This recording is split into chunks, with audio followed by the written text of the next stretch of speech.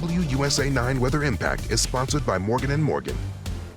Good Thursday afternoon. I'm meteorologist Caitlin McGrath. After a soaking wet start to the day, will continue to dry out as we head through the next several hours. But you know what? That was a rain that we very much needed. We got an updated drought monitor this morning.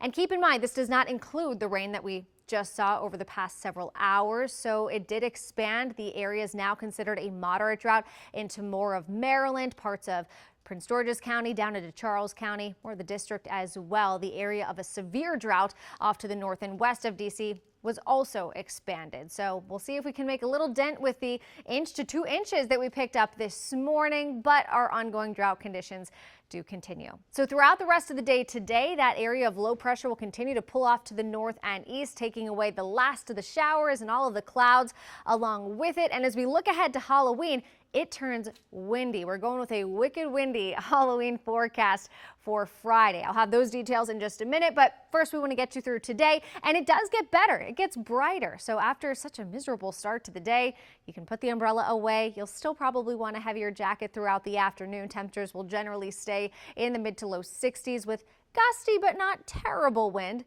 That we hold off until tomorrow. This is 6 o'clock Friday morning. Winds gusting between 30 to 35 miles per hour, and that will be the case really throughout the day. This is right around 12 o'clock, maybe a few isolated gusts up to 40 miles per hour.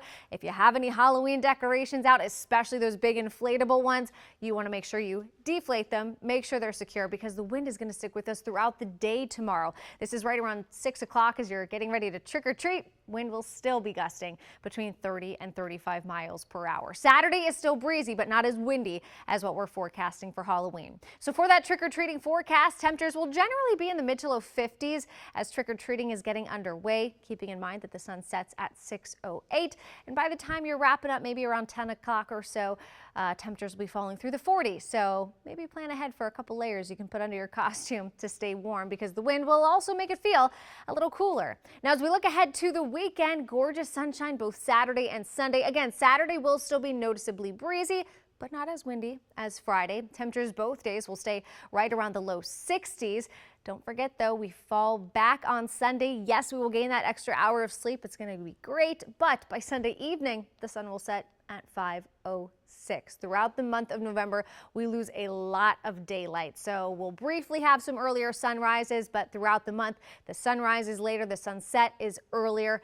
So it is that time of the year. Just keep that in mind as we head into the weekend. And of course, don't forget to set your clocks back. Now, for Saturday, we've got a big game with the Maryland Terrapins against the Indiana Hoosiers, and it is going to be a beautiful football day. We've got temperatures in the low 60s. Again, a little breezy, so you've got that cool, crisp fall feel. Definitely make sure you have a sweatshirt or a jacket, though, if you are heading to the game. By the time it's wrapping up, the sun will be setting and temperatures will be falling through the 50s. We also have the Commanders taking on the Seahawks at home. Big weekend for football across the district, but it is going to be even colder for the Commanders game. That, of course, is a Sunday night game, so say between about 8 and 11 o'clock. Temperatures are going to be in the 40s, so definitely want to make sure you bundle up. If it were me, I would take a hat and gloves as well. You know, when you're just sitting around the stands, it can get a little extra chilly, so make sure you dress appropriately, but have a great time if you are heading to the game. As we look ahead to next week, temperatures stay right around, if not just below, what we expect for the start of November. So hard to believe that November kicks off on Saturday, but temperatures will generally be